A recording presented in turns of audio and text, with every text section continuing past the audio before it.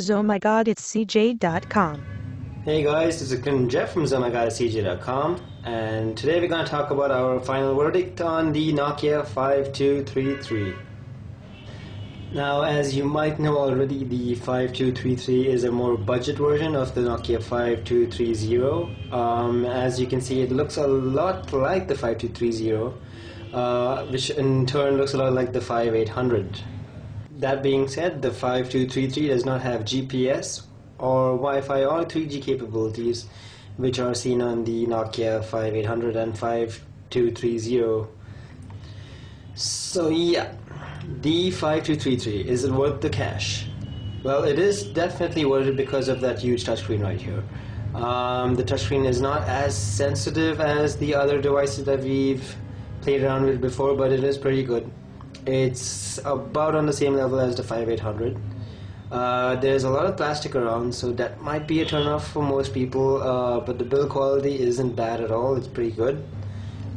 This has most of the features of the 5800 software-wise. You can see there's a little quick access key right there, which lets you get quick and easy access to any media on your device. There's no micro SD card included in the 5233, so you might want to buy one when you get this because there's not much phone memory on board. Apart from that, the software seems pretty fine. It's pretty stable. I haven't noticed too many hang-ups or anything. It's about on the same level as the 5800 software right now. You can add about 20 contacts right there. You can have a little setup email icon appear there, which will show your email if you have set up your email. Call quality is pretty good through the earpiece. It's not so loud through the mono speaker, which also isn't that loud when playing ringtones or playing music through the loudspeaker. So that's about it. Software wise, hardware wise, you can see that the keys are pretty plasticky, not super great, but okay. The camera isn't too good. It's just 2 megapixel with no autofocus and no flash at all, which means it can take a couple pictures. It might just not be too great. There you can see it has a 3.5mm jack, which is very useful if you want to plug in any pair of headphones. There's also a micro USB port right there. You can't use this to charge a device, but you can use this to transfer data to and from your computer. That's the power key right there, and that's the standard Nokia charging port over there. This is the whole back panel over there which comes out, and that's where your micro SD and your SIM card goes in. So yeah, at the end of the day, is the 5233 worth the money? The 5233 is not trying to be any sort of premium device. It's just trying to be a device that's pretty good for the cash that you pay for it. It does do quite a lot of things for the price it comes at.